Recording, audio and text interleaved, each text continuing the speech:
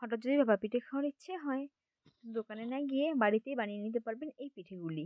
তো সম্পূর্ণ রেসিপিটি দেখলে আশা করি কোনো অসুবিধা হবে না পিঠেগুলি বানাতে। তো স্কিপ না করে পুরো রেসিপিটি দেখতে থাকুন। তো পিঠেগুলি বানানোর জন্য আমি প্রথমেই নিয়ে নিচ্ছি ১ কাপ সুজি।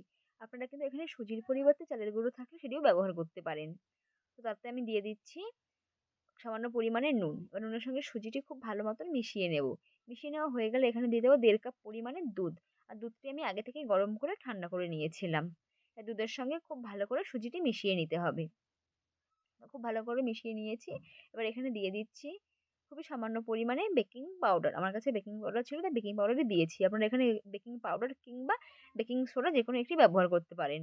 বেকিং পাউডারটি খুব ভালো মতো মিশিয়ে নিয়ে এটি ১০ মিনিটের জন্য ঢাকা দিয়ে রেখে দেব। এবার তৈরি করে নিতে হবে একটি পুর। ওজন্য এখানে দিয়ে দিচ্ছি ১ কাপ নারকেল আর দিয়ে দেব ২ টেবিল স্পুন গুড়। এবার গুড় আর নারকেলটি খুব ভালো মতন মিশিয়ে নিতে হবে। তো গুড় নারকেলটি খুব ভালো মতন মিশিয়ে নিচ্ছি। মিশিয়ে নেওয়া হয়ে গেছে। এবার পিঠেগুলি তৈরি করার জন্য আমি এখানে ৩টি সমান সাইজের বাটি নিয়ে নিয়েছি। তো বাটিগুলিতে আমি দিয়ে দিচ্ছি তেল। ৩টে বাটিতেই আমি তেল দিয়ে দেব। তেল দেওয়া হয়ে গেলে বাটির গায়ে তেলটি খুব ভালো করে মিশিয়ে নিতে হবে। তো মিশিয়ে নেওয়া হয়ে গেছে। এবার যে ব্যাটারটি তৈরি করে রেখেছিলাম সেই ব্যাটারটি বাটিগুলিতে দিয়ে দিচ্ছি।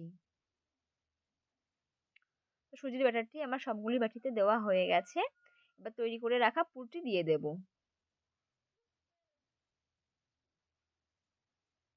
এবার পুরগুলি দেওয়ার পরে আবার ওপর দিয়ে যে সুজির ব্যাটারটি সেটি আবারও দিয়ে দিতে হবে।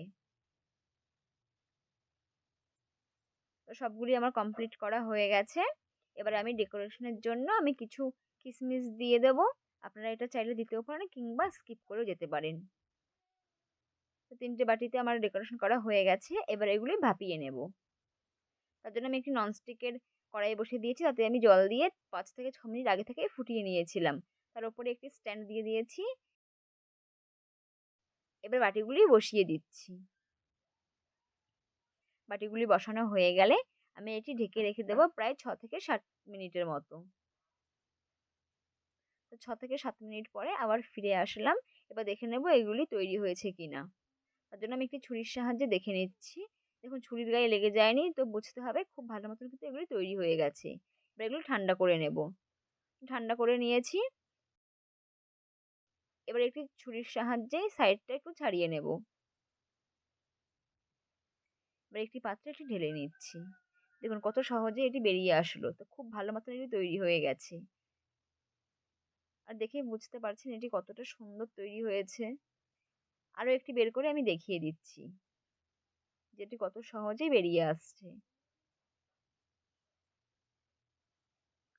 রেসিপিটি কেমন লাগলো আমায় অবশ্যই কমেন্ট করে জানাবেন। আর একবার হলেও বাড়িতে বানিয়ে খাবেন, অত্যন্ত সুস্বাদু হয়। একবার বানিয়ে না দেখলে বুঝতেই পারবেন না যে সুজি দিয়ে এত দারুণ একটি রেসিপি বা পিঠে তৈরি করা যায়।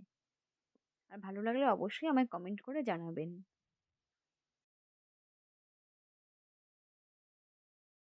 পুরো মনে হবে দোকানের মতনই বানানো হয়েছে। একটা কেটে আপনাদের দেখিয়ে দিচ্ছি। দেখুন কতটা সফট হয়েছে।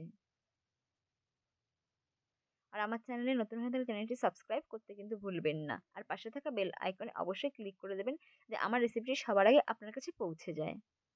সবাই ভালো থাকবেন, সুস্থ থাকবেন। ধন্যবাদ। দেখা হচ্ছে পরবর্তী কোনো নতুন রেসিপিতে।